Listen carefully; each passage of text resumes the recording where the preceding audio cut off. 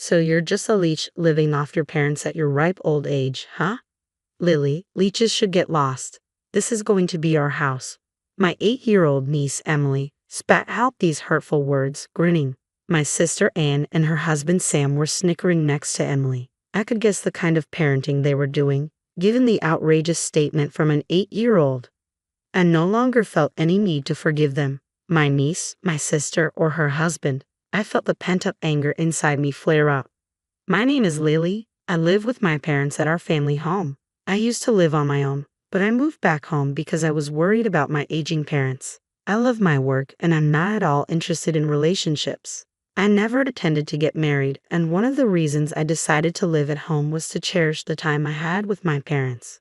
My dad was a chef and he's really good at cooking. Even after retiring, he cooks for us at home, and I always look forward to meals. Having lived alone, I miss my dad's cooking, which is one of the reasons why I returned home, but that's a secret. When I decided to live with them and support the household, my mom retired from the part-time job she'd held for many years. She was hesitant, but I suggested it might be the right time. Both my mom and dad had been doing a lot of standing at their jobs and had sometimes thrown out their backs. I convinced them to quit their jobs, telling them there was no need to push themselves since I was supporting the household. I'm a mess outside of work and I'm not good at housekeeping, so I appreciate that my parents are at home doing chores. It's a win-win relationship between my parents and me. Disrupting the stable life are my sister Anne, her husband Sam, and their 8-year-old daughter Emily. Almost every week, they show up at our house uninvited, driving 30 minutes for a free meal. Anne justifies their visits by saying it helps them save on food expenses. Raising the child is costly, and Sam neither denies nor hides this. They would eat the meals my dad cooked as if it was their right and leave without even cleaning up. This routine has become their weekly habit. It might have been tolerable if they just came, ate, and left. But Anne's other behaviors were unacceptable. Every time before leaving, she would scrounge around our house, taking items she thought she could sell on an online flea market app. As a result, I've had to hide my accessories and imported clothes in the back of my closet. On top of that, she rummages through our fridge, taking food without asking. When I confronted her, saying this would be considered theft if she were a stranger, she dismissed me, saying, "You wouldn't understand, Lily. It's tough to run a household when you're married." But Anne isn't the only selfish one. Emily, who takes after her mother, has become increasingly like her as she's grown up. "Ew, this is gross." Emily made a sour face at the meal my dad had prepared. Neither Anne nor Sam scolded her. My dad, a retired chef who takes pride in his cooking, would never make anything that tasted bad. Yet Emily complained, "I can't eat this. It's disgusting. I want cake." When Sam heard Emily's demand for cake, he turned to me and asked, "Do we have any cake? Emily seems to want some." I couldn't help but frown and respond, "Ha." Sensing potential trouble, my father quickly stepped between us, apologetically saying, "Sorry, we didn't prepare any cake. Did you not enjoy today's meal, Emily?" Emily remained displeased. "Oh, Hisieki, I only want to eat sweet things. Desserts are the best. I don't want to eat Grandpa's food." "Oh, I find it convenient and it saves us on grocery bills, so it's fantastic. But if Emily says so, we have no choice." "Dad, Mom, please prepare some sweets and cake for Emily next week," Sam said. I couldn't forgive Anne for accepting Emily's selfishness and for bossing our parents around. However, if I spoke out now, our already shrinking parents would feel even more troubled. I pitied my parents, unable to complain as Anne's family left as usual after looking through our house. I couldn't believe their audacity, behaving that way just because it's their parents' house. It was unforgivable. My mother apologized, blaming herself for not having the cake ready, while my father quietly disposed of the leftover food meant for Emily. It pained me to see my parents act this way. The next week, I debated whether to ask Anne and her family to stop visiting, only to have them show up at our door once again without warning.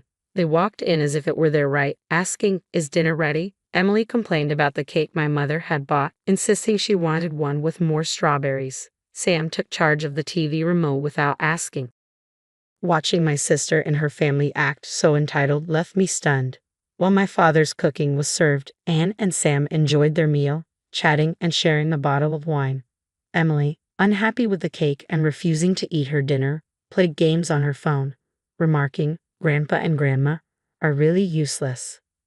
desperate for them to leave, and suddenly chirped, "Oh, by the way, we've decided to move into this house starting next week." Huh. My voice echoed with surprise, and it seemed my parents, equally taken aback, hadn't heard this before. Sam chimed in to support Anne's announcement, saying, "Driving here every week is a hassle. Living together will save on groceries and rent." Struggling to find my voice, I finally objected. "Wait a minute, this is sudden. We don't have enough rooms, and you're planning to live here without contributing financially. That's presumptuous." Anne and Sam's faces twisted at my words, but it was Emily who spoke up first. "Lily is just a leech living off her parents. Leeches should leave. This will be our house," she said smugly, earning stifled laughs from her parents. I couldn't believe an 8-year-old could speak like that. I was stunned that Emily, at such a young age, called me a leech. It seemed clear that Anne and Sam had influenced her to see me in such a negative light.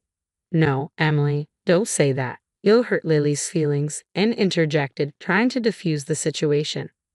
"I don't want to live with Lily. I want her gone by next week. It's embarrassing to live with a parasite. What if my friends find out?" Emily stared at me disdainfully, with Anne and Sam chuckling beside her. Anger surged through me after enduring their behavior for so long. "All right, I will leave by next week, as you wish," I replied calmly. Anne's family seemed pleased with my answer, laughing as they always did without offering to help clean up. My parents looked terrified at the thought of living with Anne's family, but they seemed relieved when I suggested a solution. There was so much to organize before Anne's family moved in. With my parents' help, we got everything in order, and it was a great relief. The house was cleaned and prepared just as Emily had requested. The day arrived when Anne's family was supposed to move in, and I busied myself organizing in my new place. I missed my old house where I had lived for so many years, but the new place was nice, and I felt a sense of relief knowing that I wouldn't be irritated every time Anne's family visited. While I was engrossed in cleaning, my phone rang again, showing numerous missed calls from Anne. I picked up. "Lily, why didn't you pick up earlier? There's a problem with our house," Anne cried. "Well, it's my house actually. I've already demolished it," I said, half jokingly. Anne screamed, "What have you done?" I could only imagine their shock when they arrived to find the house in the midst of demolition. You see, when I had moved back to support my parents, the house was transferred to my name. It was my decision to demolish it. I felt it was better to knock it down than let Anne's family take it over. The house was old anyway, and my parents agreed with my choice. I wanted my parents to enjoy their retirement, so I took care of all their expenses. Emily's comments about me being a parasite were therefore completely misguided. I explained all of this to Anne. "You and Emily have said a lot of hurtful things about me. It's not right to teach your daughter to behave like that. It would be unfortunate if Emily ended up following your example," I told Anne, my voice laced with sarcasm. She appeared more shocked than remorseful. After selfishly criticizing me, she came to me almost in tears, asking, "What should we do? We've already ended our lease and moved out of our previous house. We'll be homeless. Emily is only 8 years old." "Maybe it will teach Emily a lesson about facing challenges," I replied casually, continuing to clean. Anne started crying. "How can you be so heartless?" I thought that should be my question. Who was it that insulted me repeatedly through their words and through their daughter? I asked her. "I'm sorry, I'll make Emily apologize too. Please, just for tonight, let us stay in your new place," Anne begged. "No, I can't do that. Both Mom and Dad are afraid to see you now. Your negativity always upsets them. They love our new home, and I won't let you ruin our happiness. I'm hanging up now. I'm busy," I said firmly, ending the call. Wait, please." Anne was still yelling, but I mercilessly hung up the phone. Afterwards, Anne kept calling numerous times, but I ignored her. It seemed like she also tried to reach out to our parents, but they too ignored her calls. Eventually, the relentless calls stopped. Presumably, Anne and her family managed to find a place to stay. When I wondered where they went, my mother explained the situation to Dad and me a few days later. Apparently, Anne had been sending messages to Mom via text only. It seems she's now staying with Sam's parents. Sam's mom, Anne's mother-in-law, is a very strict woman when it comes to rules and manners.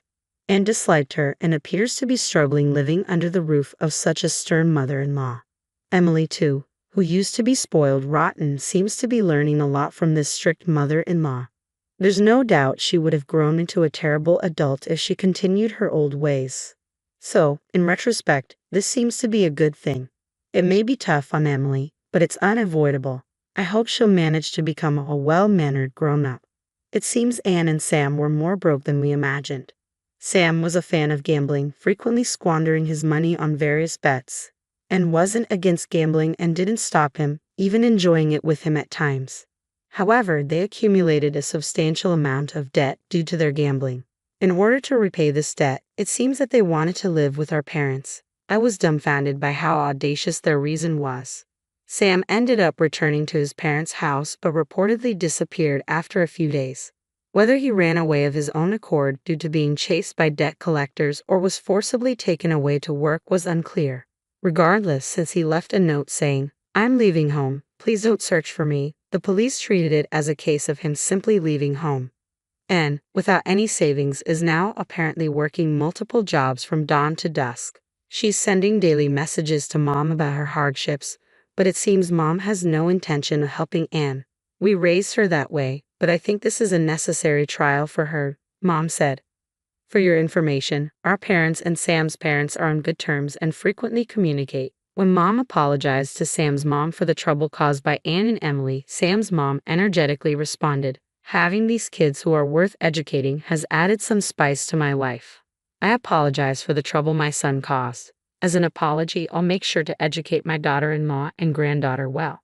Anyway, my parents and I are relieved to have cut ties with Anne and her family. We're relishing the fact that we can now spend our days without the constant dread and annoyance. Dad, who had lost some confidence in his cooking after Emily's criticism, is now joyfully showing off his culinary skills. Thanks to our new house with a spacious kitchen, I've always loved Dad's cooking, and every time I say delicious, he seems more motivated to cook. Mom, who used to get exhausted every time Anne's family visited and lost the energy to go outside, is now often going out since we moved. She joined a local club and resumed her old hobby of painting. My mom's forte is watercolor painting. She's always joyfully crafting her artwork under the gentle guidance of her teacher. Recently, she's been heading out to the park, sketchbook in hand, to draw various objects and scenes. We're eagerly looking forward to the upcoming exhibition by the art club my mom is a part of, and we plan to attend. My life continues as it always has, busy but enjoyable as I continue doing the work I love. The constant nagging from my sister and her family has finally ceased, reducing my stress levels significantly. It wasn't until I felt this relief that I realized just how much stress they had been causing me. It's refreshing to remember just how bright and cheerful I can be. My parents are aging, but they are enjoying their lives now, which makes me happy. Even if they eventually need care, our home is equipped with accessibility features, making caregiving easier. "Lily, thanks to you, we are so happy. We truly appreciate it," my mother often says. My father echoes her sentiments with a warm smile. Indeed, my devotion to my parents was born from a desire not to have regrets when the inevitable separation comes.